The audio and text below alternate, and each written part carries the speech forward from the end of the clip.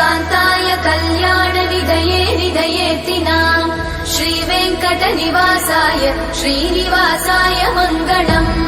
लक्ष्मी सविभ्रमालोक सुभ्रूविभ्रमचक्षुषे चक्षुषे सर्वलोकानां वेङ्कटेशाय मङ्गलम्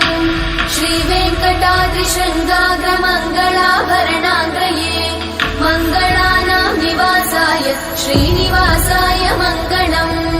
सर्वावयव सौन्दर्य सम्पदा सर्वचेतसां सदा सम्मोहनायास्तु वेङ्कटेशाय मङ्गलम्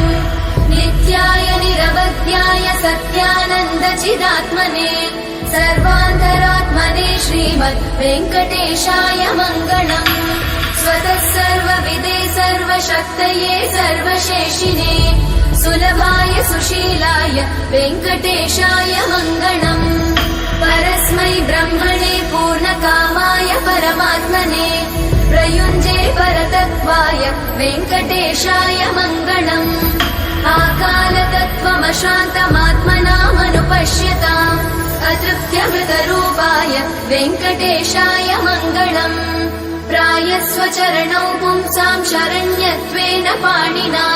कृपया दिशते श्रीमद् वेङ्कटेशाय मङ्गलम्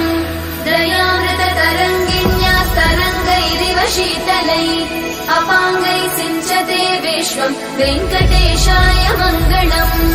स्रग्भूषाम्बरहेतीनां सुषमावहमूर्तये सर्वार्थिशमनायास्तु वेङ्कटेशाय मङ्गलम् श्रीवैकुण्ठविरक्ताय स्वामि पुष्करिणीतटे